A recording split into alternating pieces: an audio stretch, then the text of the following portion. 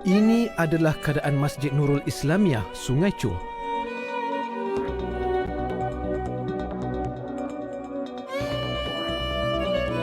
Kutipan dana amat diperlukan untuk pembangunan semula masjid bagi memenuhi keperluan masa kini.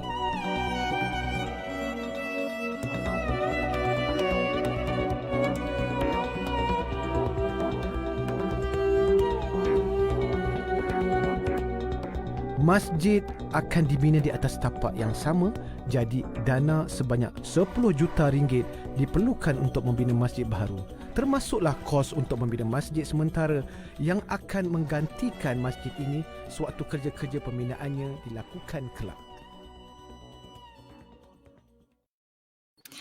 Bismillahirrahmanirrahim. Assalamualaikum warahmatullahi wabarakatuh. Alhamdulillah, syukur. Alhamdulillah. Apa khabar semua penonton FB Live TV Al-Hijrah? Masya Allah, Alhamdulillah kita bertemu lagi. Hari ini hari Jumaat yang penuh berkat, penuh dengan barakah.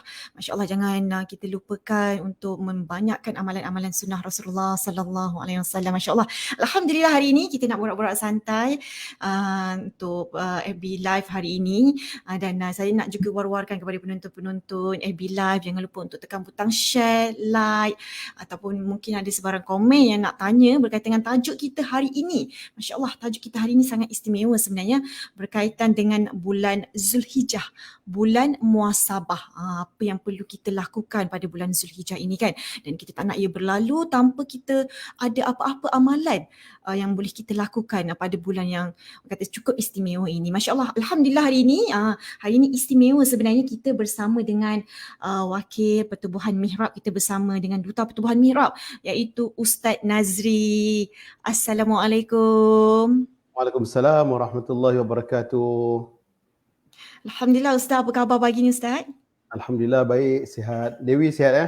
Sihat, Alhamdulillah, Masya Allah sihat Ustaz. Alhamdulillah. Jadi Ustaz, hari ini kita nak kongsikan kepada penonton-penonton FB Live kita, sebab kalau ikutkan saya pun tak nak ketinggalan Ustaz. Saya tak nak bulan Zulhijjah ni yang berbaki, saya kira hari ni di 25 Zulhijjah, berbaki beberapa hari saja lagi. Saya tak nak ia berlalu tanpa apa-apa amalan yang boleh kita dapat. Masya Allah. Jadi mungkin Ustaz boleh kongsikan kepada kami Ustaz, mengapa bulan Zulhijjah ini adalah bulan muasabah yang perlu kita ambil pengajaran, kita ambil pedoman Ustaz. Silakan. Alhamdulillah, bersyukur kita kepada Allah SWT kerana pada pagi Sayyidul Ayyam yang mulia ini kita berada di hujung-hujung bulan Zulhijjah, iaitu bulan yang terakhir dalam bulan Hijriah kita. Dan di hujung tahun ini, di hujung bulan ini, maka kita masing-masing kena cakna dan pekalah.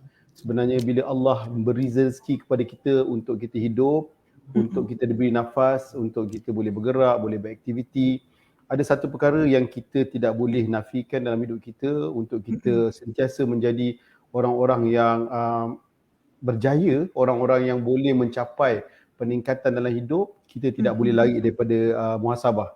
Sebab tu pagi ni Dewi, kita mengangkat tajuk bulan Zulhijjah ni bulan muhasabah. Maksudnya kita letak dia sebagai bulan muhasabah, sedangkan bulan Zulhijjah ni ada banyak kebaikan. Dia bukan sekadar bulan muhasabah, tapi dia bulan kepuncak ibadah, dia bulan pengorbanan, tapi kita letakkan juga dia sebagai bulan muhasabah sebab kedudukannya dalam bulan Hijriyah adalah yang terakhir, yang paling hujung. Samalah macam kita macam kita bila dah hujung-hujung tahun dalam bulan Disember, biasanya waktu itulah orang nak buat audit, orang nak buat check balik kan, orang nak buat koreksi apa yang telah dilakukan sepanjang aktiviti tahunan dalam kerja-kerja kita, dalam syarikat, dalam company, apa semua tu standard. Kemudian di hujung-hujung juga masing-masing berebut nak bayar cukai dan sebagainya kan. Di hujung tu dia mesti ada penutup. Jadi kalau hujung tu dikatakan sebagai bulan penutup, kita naklah sebagai orang-orang yang beriman ni, naklah hujung kita tu disebut sebagai khitamul misk. Maksud khitamul misk ni maksudnya penghujung yang baik. Maksudnya penutup yang mengeluarkan bauan yang wangi, yang indah-indah, yang cantik-cantik, yang molek-molek. Kita nak begitu. Sebab itu apabila kita mengangkat tajuk muhasabah, bulan Zulhijjah sebagai bulan muhasabah ni, kita tak boleh lari daripada apa yang telah disebutkan oleh Amirul Mukminin Sayyidina Umar Al-Khattab radhiyallahu anhu, yang mana Sayyidina Umar selalu disebut hasibu anfusakum qabla an tuhasabu. Jadi maksudnya dalam ayat tersebut, dalam saranan tersebut, Saidina Umar yang menjadi Amirul Mukminin yang pertama ketika itu dalam sejarah Khulafaur Rasyidin yang kedua lah, tapi sebagai gelaran yang memegang Amirul Mukminin, beliau yang pertama. Beliau menyarankan kepada semua orang beriman, kalau nak jadi orang yang berjaya, nak jadi orang yang cerdik, nak jadi orang yang bahagia hidupnya dunia akhirat, maka kena selalu buat check and balance, kena selalu buat muhasabah, kena selalu refleksi diri, kena selalu audit diri, kena selalu buat koreksi diri. Jadi perkara ini bukan perkara baru sebenarnya. Dia adalah satu amalan yang telah dibuat sejak zaman dulu, sejak zaman Nabi-Nabi dan Rasul-Rasul lagi. Sejak zaman Nabi Adam lagi, perkara muhasabah ni dia tidak boleh dipisahkan daripada hidup seorang mukmin. Sebab tu kita tidak boleh memandang ringan soal muhasabah. Kita tidak boleh memandang ia satu benda yang picisan atau benda-benda yang kecil. Dan kita tidak boleh jadikan sepatutnya bulan Dzulhijjah ni bulan muhasabah. Sepatutnya setiap hari muhasabah. Kalau kita tengok kisah Sayyidina Umar sendiri kan, macam mana beliau bermuhasabah setiap hari. Dia akan menangis sampai dikisahkan dalam riwayat bagaimana janggutnya itu dibasahi dengan air mata. Kita kalau mungkin mengalir mata tu setitik dua lah. Tapi kalau nak basah janggut tu memang susah lah kan. Sampai ada kisah orang-orang dulu di kalangan salafus salih yang apabila menangis, mereka muhasabah diri mereka, linangan air mata yang kerap keluar itu membuatkan sampai ada nampak berbentuk aliran dekat pipi tu. Apa maksudnya tu? Maksudnya mereka sangat mementingkan soal muhasabah. Dia satu dipanggil da'bus salihin ataupun tradisi orang-orang soleh. Kemudian ada juga kisah orang-orang yang muhasabah ni sampai mereka mengalirkan air mata. Mereka ini ada yang buta sebab terlalu banyak mengeluarkan air mata. Jadi ini adalah suri tauladan, adalah contoh-contoh kepada kita untuk kita tiru mereka ini, role model yang telah pergi ini menjadi kita punya ikon untuk kita tiru kejayaan mereka. Tapi bila kita sebut pasal kita nak jadi orang berjaya, kita nak menjadi orang yang bahagia, yang tenang dalam kehidupan, kita jangan ambil cerita di hujung-hujung macam mana mereka melakarkan kejayaan tanpa kita mengambil cerita apakah proses yang mereka lakukan. Sebab itu kita katakan muhasabah ni satu proses hamba Allah nak mengangkat diri ini menjadi orang-orang yang dekat dengan Allah, yang dekat dengan Rasulullah, yang apabila mereka pulang, mereka balik ke kampung abadi, mereka meninggalkan dunia ini, mereka akan pulang dengan wajah yang senyum, dengan hati yang tenang, dengan kegembiraan untuk bertemu dengan Rafiqul A'la. Tapi bagi mereka-mereka yang tak muhasabah, maka nanti dia akan dihisap waktu di dalam kubur lagi, dihisap dekat akhirat, yang ini akan menyusahkan, mengharuk pikukkan kehidupan mereka, dan akhirnya mereka akan menjadi orang-orang yang rugi dunia akhirat. Jadi sebab tu sebagai mukadimah, saya ingin menyebutkan sekali lagi bahawa hari ini kita buka minda sama-sama pagi Jumaat ni, bersiap sedia apa yang kita nak muhasabahkan tu kan. Kalau ada siapa yang ada catatan, kita sama-sama berkongsi. Saya bukan nak bagi kuliah ke bagi ceramah, sekadar berkongsi. Jadi mungkin ada yang pendengar-pendengar dan penonton di luar sana yang mungkin juga mereka ada ilmu-ilmu yang boleh di-share bersama-sama kita. Ahlan wa sahlan, tafadhal, untuk kita sama-sama memeriahkan lagi supaya muhasabah ni dia menjadi satu budaya dalam hidup kita. Setiap kali sebelum tidur macam Sayyidina Umar, dia muhasabah diri dia, menangis-nangis tu kan. Sampai orang yang memandikan jenazah Sayyidina Umar melihat bagaimana belakang Sayyidina Umar kesan daripada sebatan.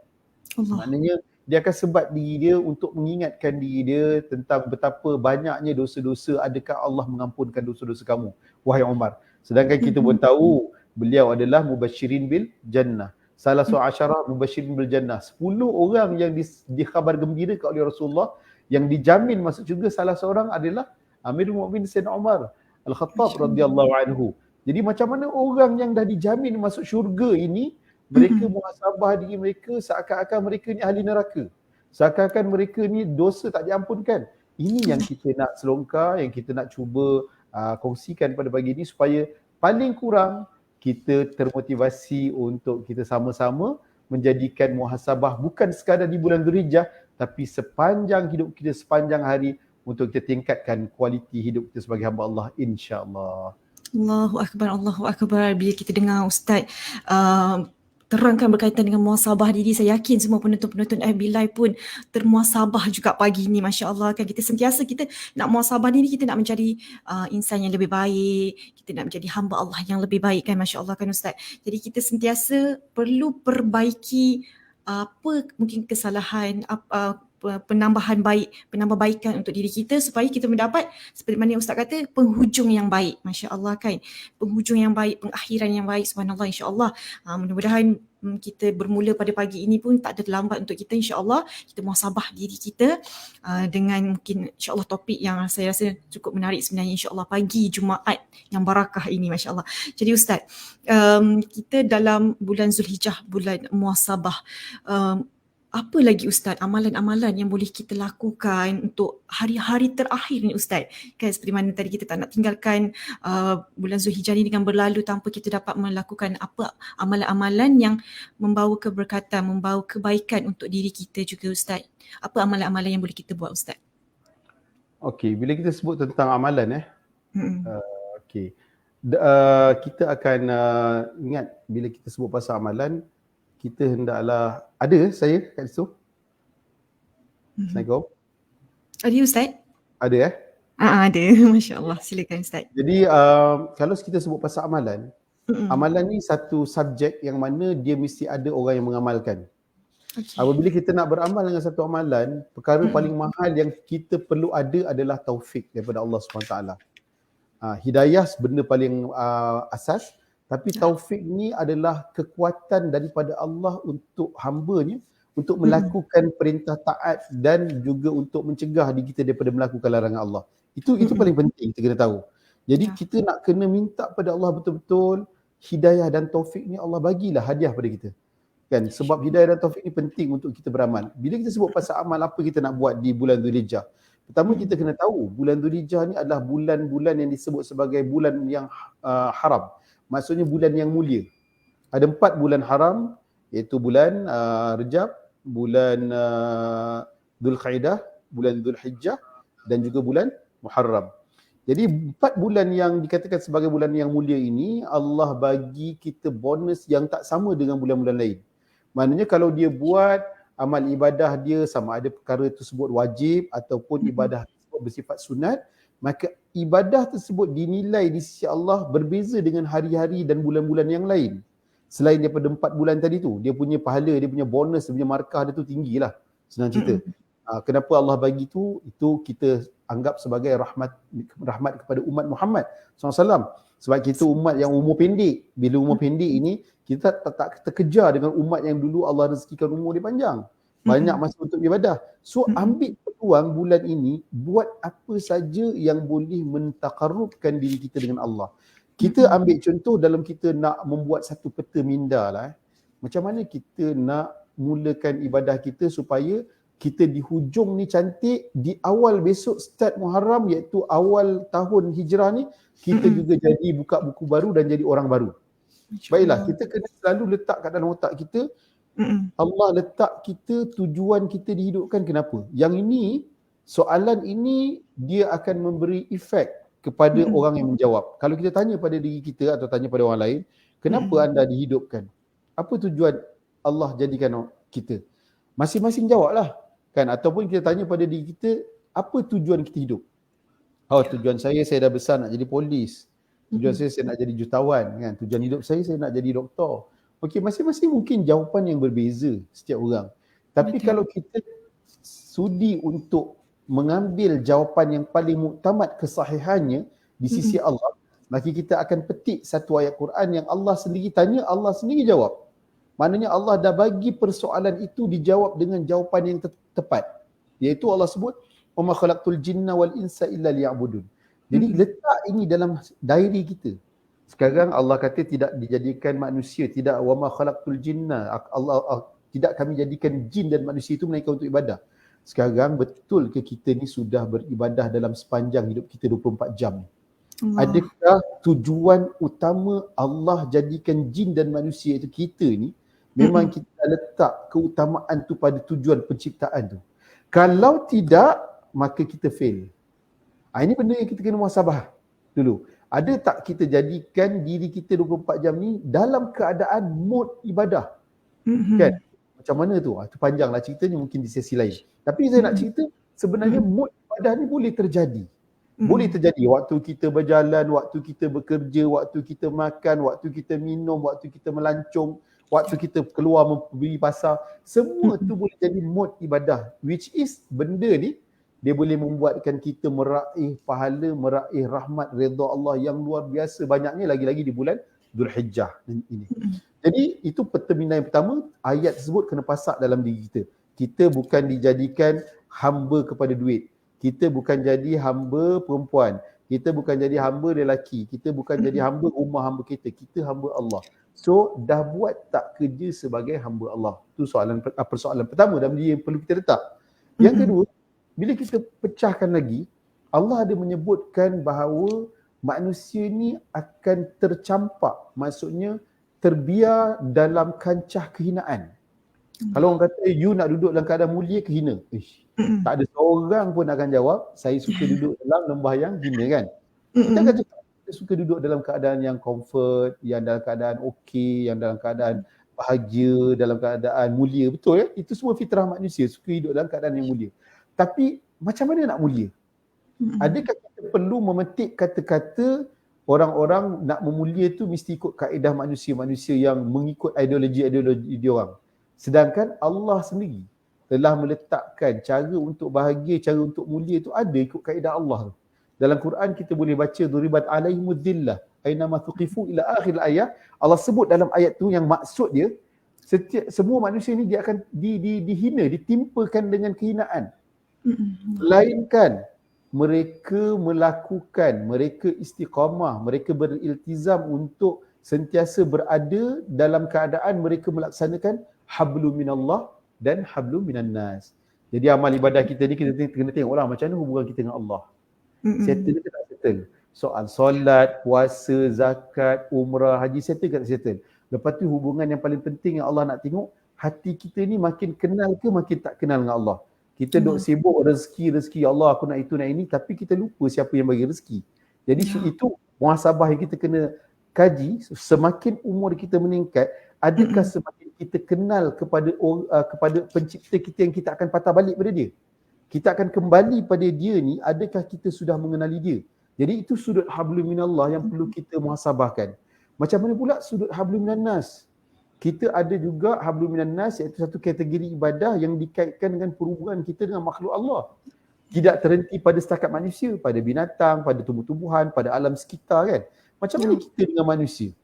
Terutama manusia yang kita nak angkat hubungan kita ni, macam mana kita dengan Rasulullah? Kita dengan Rasulullah dah clear ke? Kita dengan Rasulullah ni dah boleh ke kita ni menjadi umat kebanggaan Rasulullah?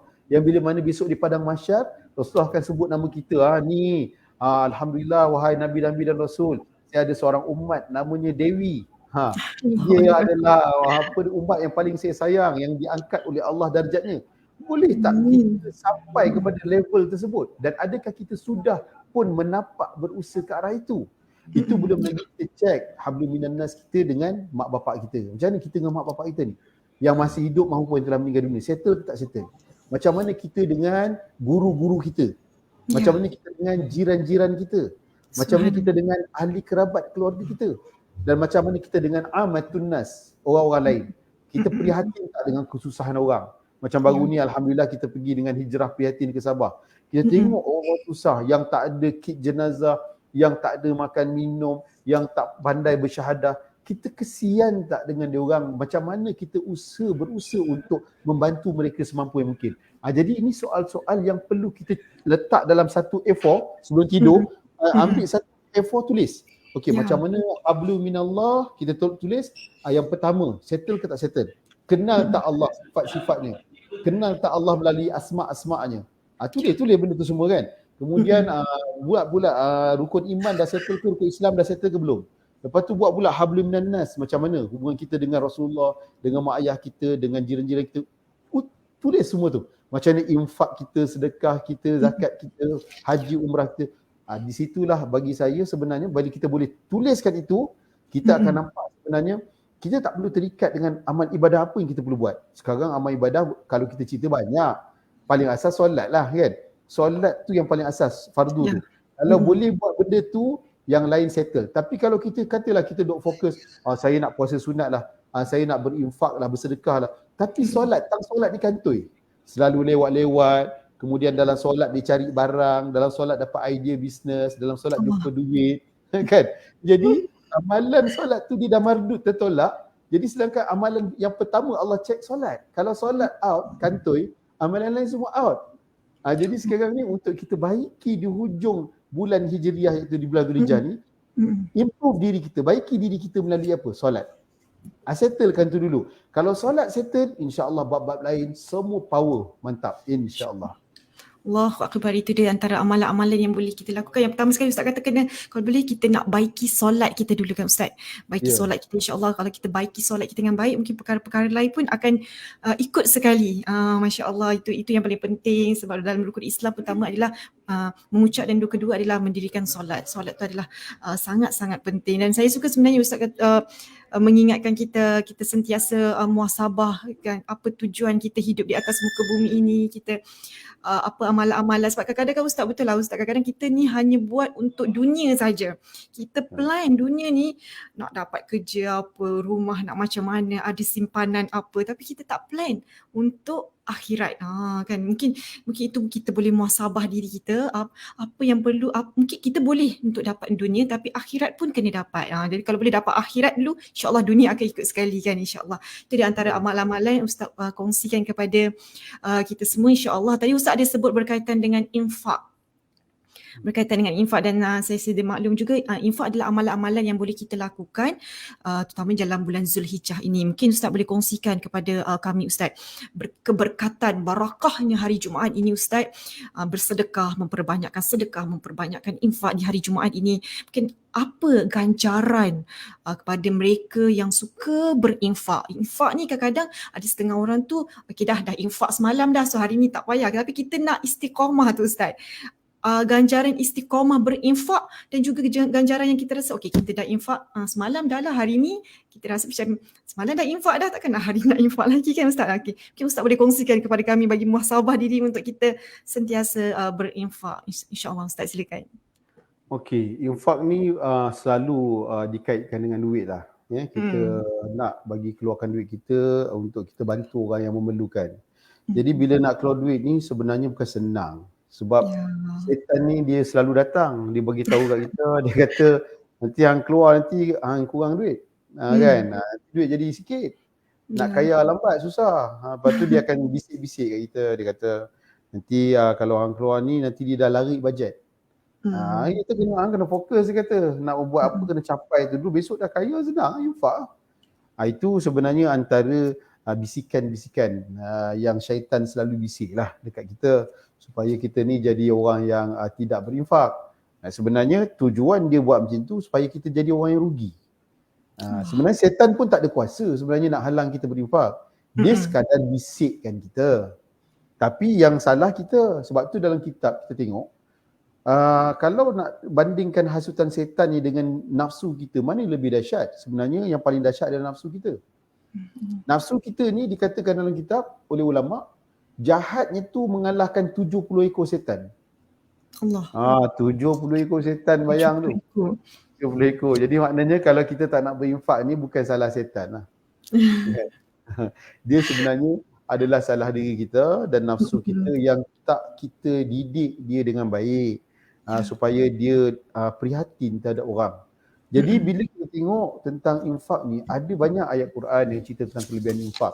Cuma saya nak petik satu ayat yang biasa kita baca tentang maksud dia tentang Allah sebut tentang nanti orang-orang yang telah dimatikan, mereka akan merayu, melolong minta kepada Allah, ya Allah hidupkanlah kami barang sesaat supaya kami boleh buat amal baik dan juga boleh melakukan amal-amal yang soleh. Jadi apa amalan tersebut? Kata para ulama mufassirin mengatakan bahawa amalan tersebut adalah untuk berinfak, bersedekah. Jadi ini sebenarnya salah satu daripada amal ibadah yang dikategorikan dalam hablum minan nas. Tapi secara tak langsung juga dia ada kait juga dengan hablum minallah. Contohnya kita tahu bahawa memang bila kita infak, duit tu akan disalurkan pada manusia. Dia hablum minan nas. Tapi macam mana pula kalau kita tidak ada kekuatan daripada Allah kerana mengharapkan redha Allah, menanti pembalasan daripada Allah di alam akhirat tersebut, macam mana kita nak ada kekuatan untuk kita kulur duit kita? Kalau bukan itu juga ada kaitan dengan hubungan kita dengan Allah, hablum minallah. Maknanya orang-orang yang dia mampu berinfak ni, Allah dah kurniakan dia taufik. Allah dah bagi dia kekuatan untuk steady je tadi. Itu maknanya jangan dah steady, jangan tak nak baru duit. Kena bagi duit walaupun tangan ketak. Apa? Tunjuk awak nak tengok ketak, tunjuklah kan, bagi. Kan, sebab itu dipanggil adalah proses mujahadah untuk kita latih diri kita jadi pemurah. Kita tengok dalam ayat Quran, dalam kehidupan seharian kita, ada saranan-saranan di kalangan para ulama, ada riwayat-riwayat menceritakan tentang penting kita menjadi orang-orang yang pengasih dan penyayang. Sebab apa? Sebab kita selalu baca Bismillahirrahmanirrahim. Setiap perbuatan kita Bismillahirrahmanirrahim, nak minum Bismillahirrahmanirrahim, nak makan Bismillahirrahmanirrahim. Jadi kalau kita tahu bahawa kenapa dalam kehidupan kita tak boleh pisah dengan Bismillahirrahmanirrahim, sebab Allah nak highlightkan tentang diri dia adalah yang maha pemurah lagi maha penyayang. Masya-Allah. Allah suka kalau kita hamba-hambanya ni cuba kan sifatnya yang pemurah juga penyayang. Walaupun kita bukan maha pemurah maha penyayang, kita pemurah tu Allah suka. Kita penyayang Allah suka. Orang yang pemurah ni disebutkan mereka itu dekat dengan syurga, dekat dengan rahmat. Orang yang bakhil itu disebutkan dia dekat dengan laknat Allah, dengan murka Allah. Jadi simple. Kalau akal kita seorang yang waras, tak payah tunggu kita ada PhD. Tak payah tunggu kita masuk universiti belajar jauh-jauh. Tak payah tunggu kita ada gelaran ustaz ke ustazah ke siapa ke kan. Cukuplah kalau kita boleh relakan diri kita ikut perintah Allah ni. Kalau Allah kata berinfaklah untuk kebaikan kamu, sebab Allah tak nak infak kita tu. Bukan Allah nak duit kita. Sebenarnya infak tu bukan untuk Allah. Infak tu kebaikan dia untuk diri kita. Simple matematik macam ni lah. Kenapa kita masukkan duit kita kat dalam pelaburan-pelaburan yang dibenarkan patuh syariah. Sebagai contoh kan. Kita masukkan duit kita tu untuk apa? Nampak macam kita kurang lah daripada pegangan kita. Kan biasa kita simpan duit kat bawah katil ada 100,000, kita keluarkan 50,000 untuk pergi buat investment. Contohnya kan. Duit dah dalam bawah katil tu dah dengan 50,000 kan. Yang 50,000 dah hantar. Apa tujuan tu? Tu untuk dikembangkan supaya dia boleh digunakan untuk masa akan datang dalam banyak keperluan. Jadi begitu juga bila kita berinfak sebenarnya, dia lebih dahsyat daripada tu sebab kita menghabiskan duit kita tu dengan harapan bahawa Allah lah yang akan menyelesaikan urusan dunia akhirat kita, memberi kebaikan dunia akhirat kita nanti di sana. Jadi kita ni orang kata adalah orang-orang yang dia kuat hubungan dengan Allah ni, dia mampu berinfak. Kita tengok dalam surah Al-Baqarah. Surah Al-Baqarah. Alif Lam Mim. Alif Lam Mim baca macam apa ni? Kita baca dalam surah Al-Baqarah sebut. Bila nak baca seorang-seorang ni dia jadi lupa. Alif Lam Mim dalikal kitab la raiba fihi hudal lil muttaqin alladhina yu'minuna bil ghaib wa yuqimuna as-salah kan ila akhir ayat. Jadi maknanya kalau kita ni nak jadi orang yang boleh mendirikan solat, orang yang boleh berinfak dengan baik, kita kuatkanlah kita punya hubungan kita dengan Allah dengan cara kita belajar nak kenal dia. Kan? Bila infak ni kita buat, sebenarnya kita dah pun membuat satu investment yang orang kata jaminan untuk kita selamatkan diri kita kat sana. Kita dah ada satu investment yang boleh mengukuhkan kedudukan kaki kita supaya tidak jatuh ke lembah neraka. Kita boleh mengukuhkan kedudukan nama kita supaya nanti kita dipanggil oleh Allah dengan panggilan rahmat, bukan panggilan murka oleh Allah SWT. Jadi investment ini memerlukan kepada keyakinan kita yang mantap, yang padu kepada Allah bahawa kita yakin kita bagi duit ni kita tak akan miskin. Ni biasanya bisikan, kau bagi nanti kau miskin. Kau bagi nanti kau papa kedana. Kau bagi nanti kau fakir miskin, kau jadi fakir.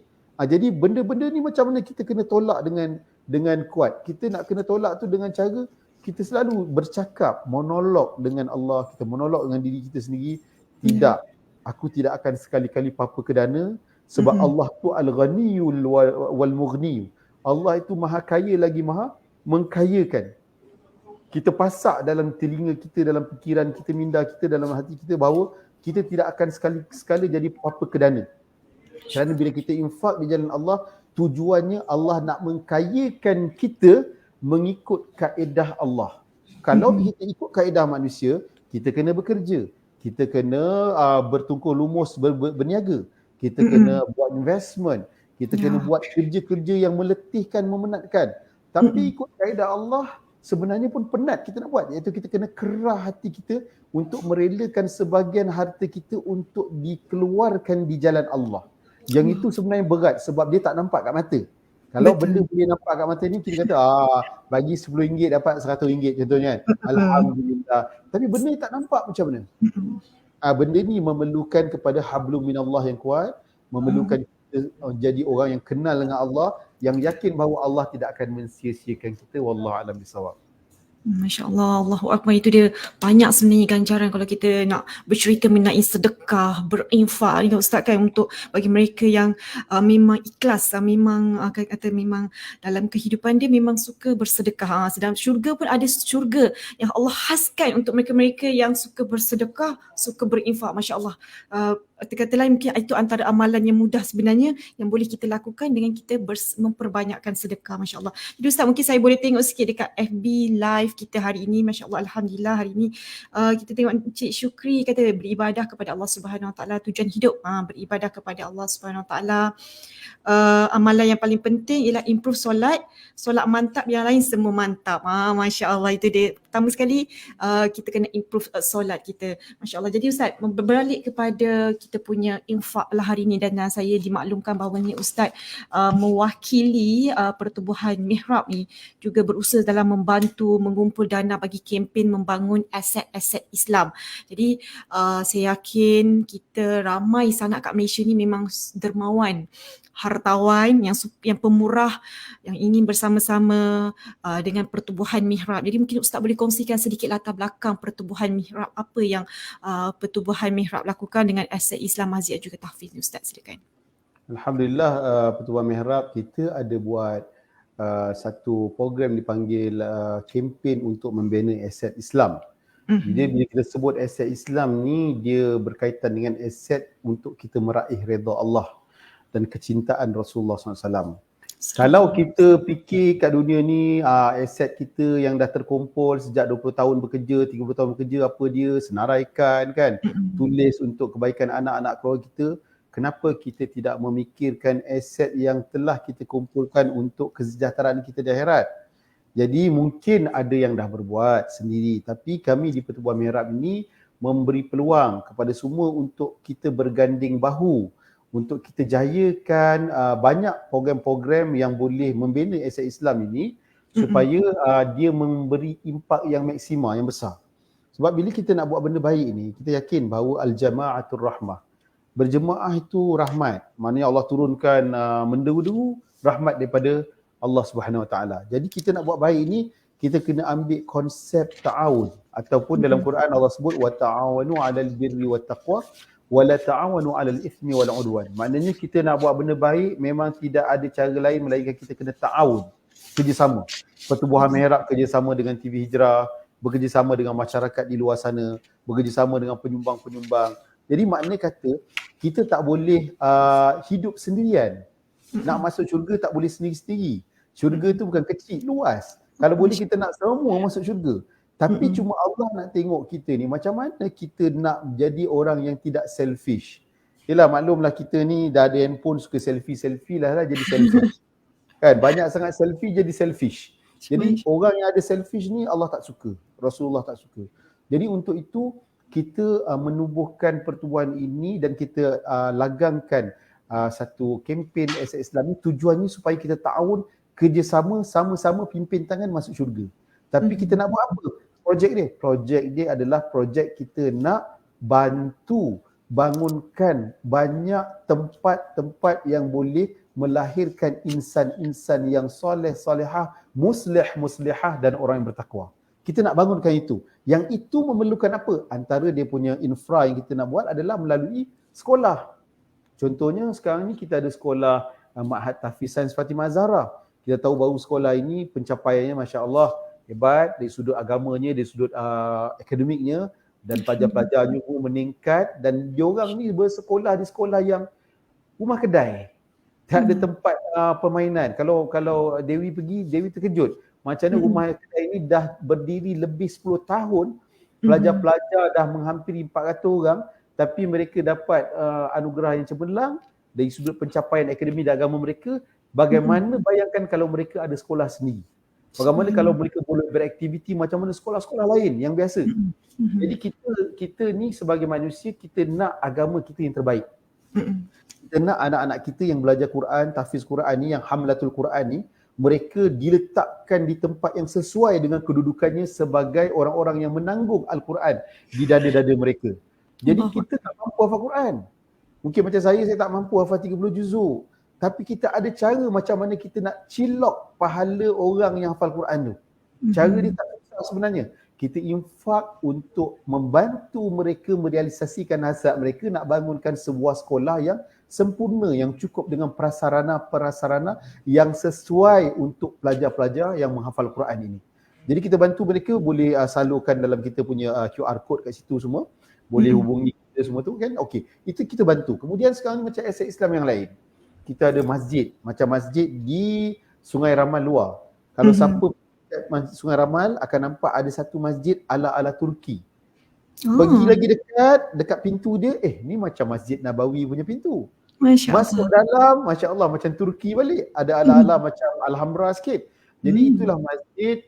Ni masjidnya, masjid di Sungai Ramal luar. Memang cantik. Tinggal hanya beberapa persen saja. Kalau tengok kat situ dalam gambar yang kita paparkan, dah siap dah. Tinggal nak pasang kapet, ada beberapa hal-hal yang melibatkan wiring apa semua, electrical apa semua. Ada lagi piping apa semua, tinggal sikit je lagi. Hanya dengan kita mengulurkan bantuan kita yang sedikit ini, bayangkan orang-orang yang melakukan amal ibadah, solat, puasa, zakat, orang yang baca Quran, berzikir dalam tu, semua kita pulun. Orang yang musafir datang berehat, kita iktikaf, kita pulun pahala tanpa kita sedar. Jadi kita sebenarnya kita membina keselamatan kita di akhirat melalui infak dengan cara yang macam ni lah. Jadi Mihrab ni dia menyusun ataupun mensistemkan bagaimana cara kita boleh berbondong-bondong masuk syurga melalui ibadah infak ni. Ini kaedah yang kita cuba lagangkan. Dan juga kita ada satu lagi masjid, kalau kita tengok, masjid di Sungai Choh, iaitu Masjid Islamiah. Masjid ni kenapa kita nak bantu sangat? Sebab kalau kita pergi ke Serendah, kita nak pergi ke Rawang tu, kita akan nampak kat Sungai Choh tu ada satu masjid lama yang tu masjid utama. Kedudukannya betul-betul lalu lalang, tempat lalu lintas lebuh raya yang besar, jalan utama. Jadi maknanya orang nak pergi ke utara, orang nak patah balik melalui ke Rawang apa semua, dia akan lalu situ. Dia akan solat situ, dia akan berehat di situ. Tapi masjid tu punyalah uzur dah puluhan tahun tak pernah dibina baru. Dalam keadaan yang sangat uzur, yang sangat kecil itu, saya rasa tak layak untuk kita katakan bahawa kita ni dermawan kalau kita tak bantu. Jadi kita nak jadi orang yang hartawan yang macam Abdul Wahab. Kan? Jadi kita bukan nak jadi macam Sadiq Sigaraga. Kita nak jadi macam Abdul Wahab.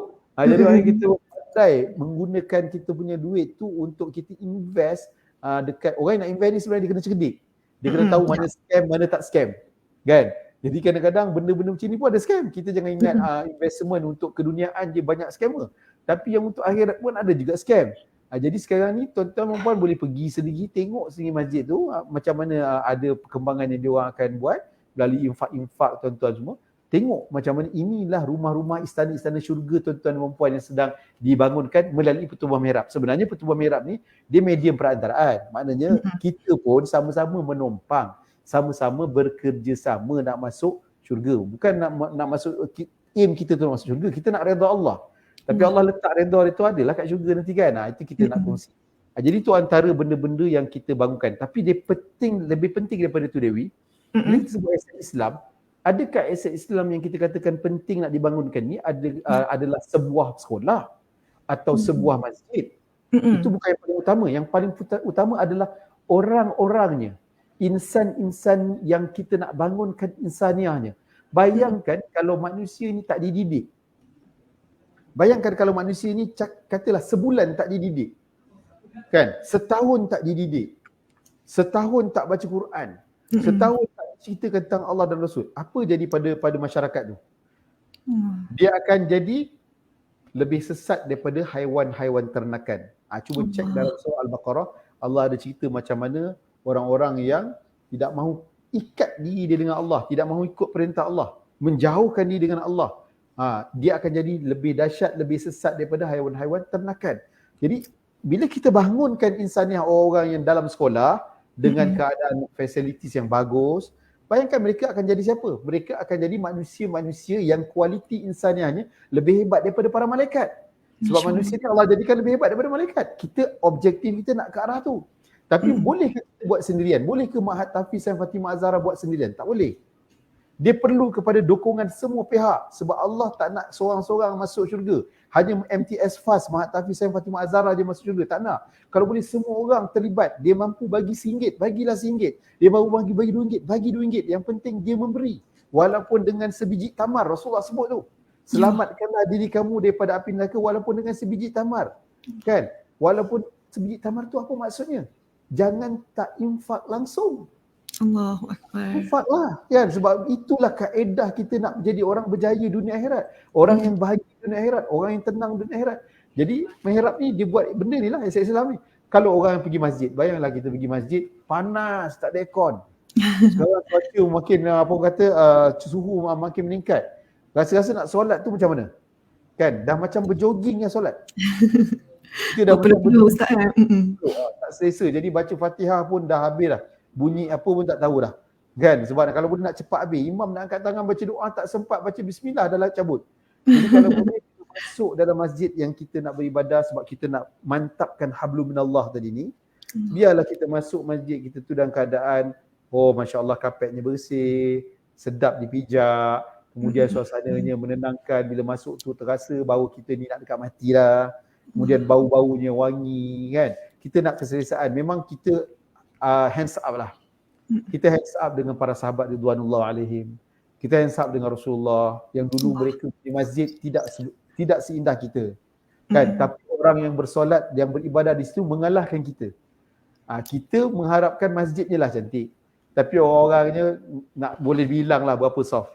Tapi kita tidak boleh menjadikan itu alasan untuk kita tidak memakmurkan rumah Allah. Memakmurkan rumah Allah yang dalam erti kata sebenar ialah kita makmurkan dengan orang-orang yang dalam tu. Dengan ibadah-ibadah yang boleh mendekatkan diri kepada Allah. Bukan sekadar punya bangunan tu saja nampak cantik, indah. Kan? Tapi ni kita sama-samalah. Okey, yang side bangunannya pun kita bangunkan. Yang side orang-orangnya pun insya-Allah kita akan sentiasa mendorong dan bekerjasama dengan pihak-pihak terlibat. Wallahu a'lam bishawab. Masya Allah, itu dia dalam pertubuhan mihrab ni kita ada masjid, kita ada tahfiz, itu banyak aset-aset Islam yang boleh dibantu kan untuk mereka-mereka, untuk adik-adik kita yang nak belajar tahfiz, Masya Allah.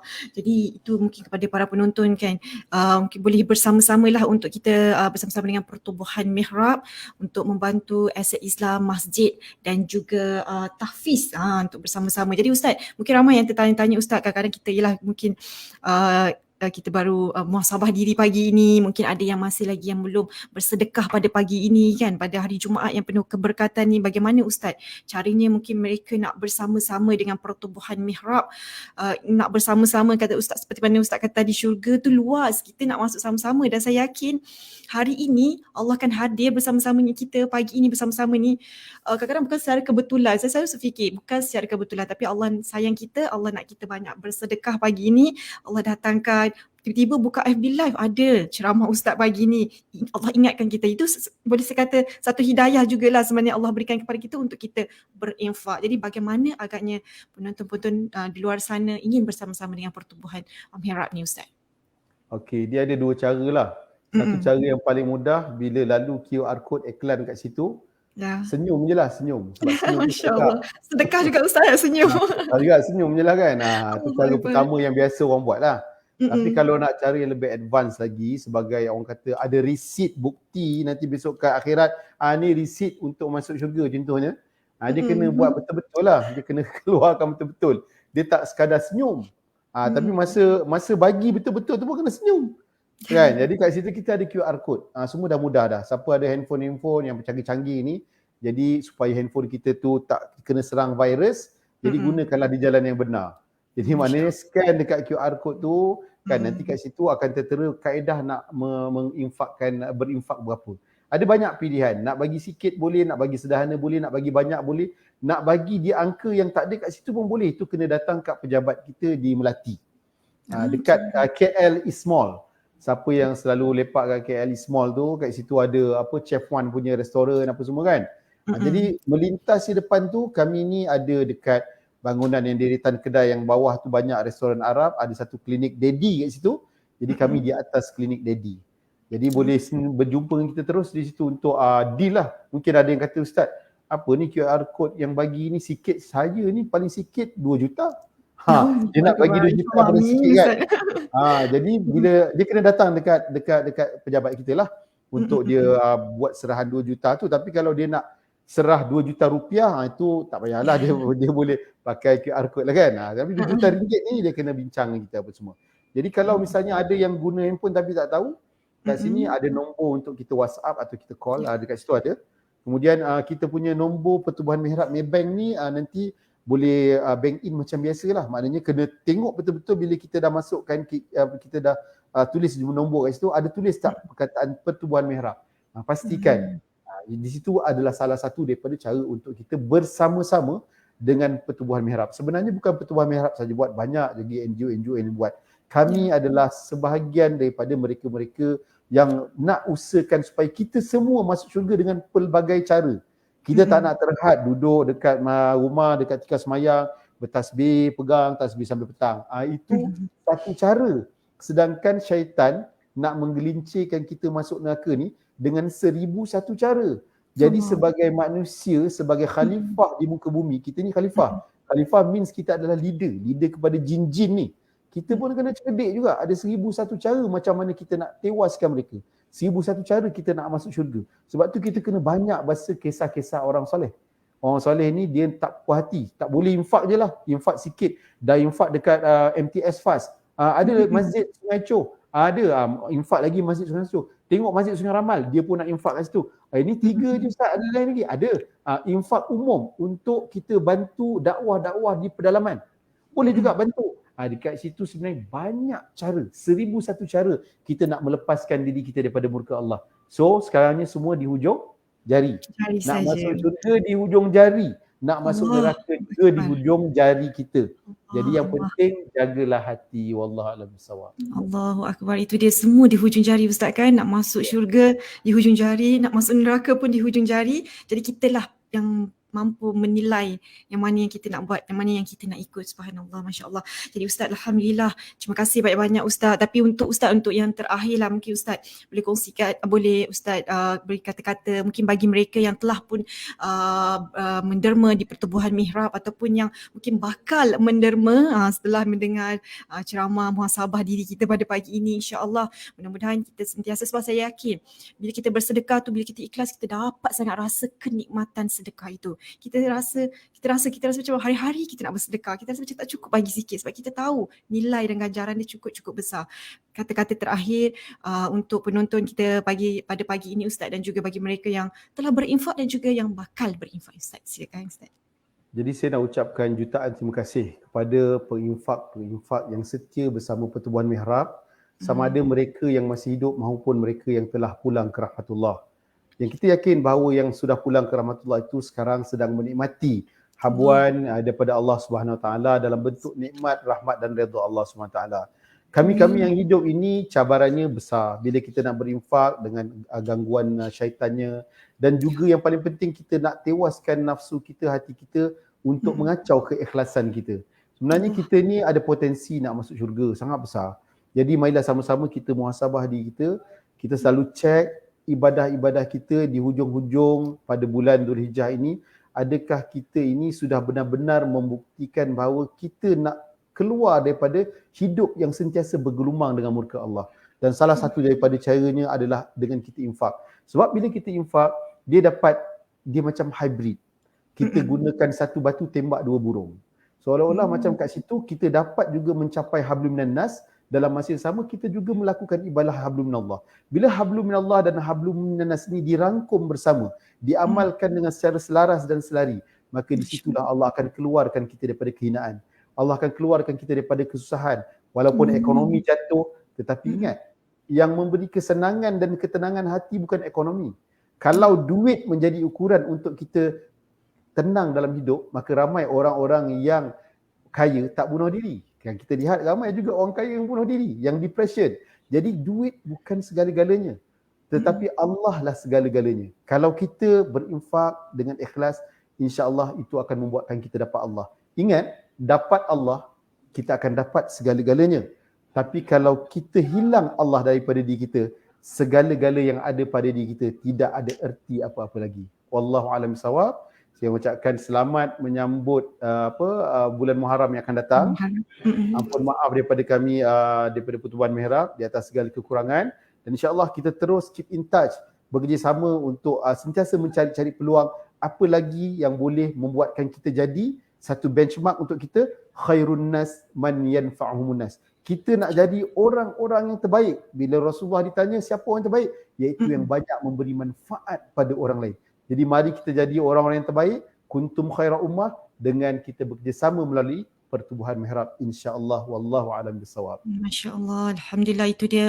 Sebaik-baik manusia adalah manusia yang bermanfaat kepada orang lain. Masya-Allah, alhamdulillah, masya-Allah. Terima kasih Ustaz. Terima kasih kerana bersama dengan kami Ustaz Nazri selaku Duta Pertubuhan Mihrab. Banyak sangat ilmu yang kita dapat hari ini. Masya-Allah, halalkan segala ilmu, mudah-mudahan ia menjadi manfaat buat kami Ustaz. Kan, masya-Allah. Dan kepada penonton, mungkin boleh share, mungkin lebih ramai lagi insya-Allah yang akan mendapat manfaat dengan apa yang Ustaz kongsikan pada hari ini. Itu juga salah satu daripada sebaik-baik manusia adalah manusia yang memberi manfaat kepada orang lain. Subhanallah. Alhamdulillah, kepada anda semua jangan lepaskan peluang untuk berinfak, insya-Allah, di nombor yang tertera di skrin FB Live kita ini. Insya-Allah mudah-mudahan kita dapat membantu Pertubuhan Mihrab dengan dapat lagi membina masjid, membina tahfiz dan sebagainya untuk generasi akan datang dan juga untuk umat Islam dan untuk diri kita sendiri, insya-Allah. Alhamdulillah, kita dah berada di penghujung. InsyaAllah ada rezeki kita jumpa lagi. Jadi sekian saja daripada saya. Jangan lupa teruskan banyak bersedekah dan juga kita sambil-sambil itu kita buat amal-amalan yang boleh kita dapat banyak lagi pahala sempena dengan hari Jumaat yang penuh barakah dan penuh keberkatan ini, insyaAllah. Jadi sekian saja daripada saya, Dewi Tasusila isteri saya. InsyaAllah kita jumpa lagi. Assalamualaikum warahmatullahi wabarakatuh. Waalaikumsalam.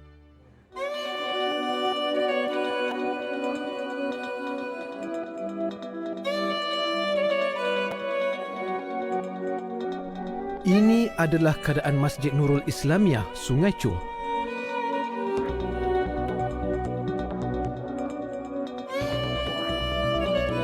Kutipan dana amat diperlukan untuk pembangunan semula masjid bagi memenuhi keperluan masa kini.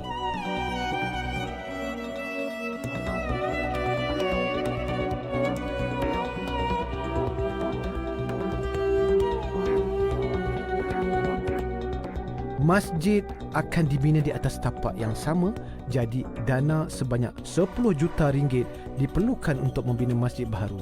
Termasuklah kos untuk membina masjid sementara yang akan menggantikan masjid ini sewaktu kerja-kerja pembinaannya dilakukan kelak.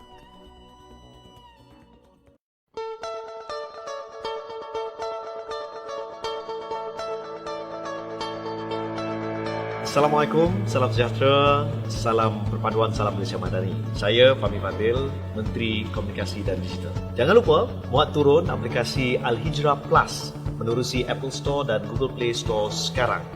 Ada 6,000 kandungan yang boleh ditonton di mana sahaja, tak kira waktu. Muat turun sekarang secara percuma.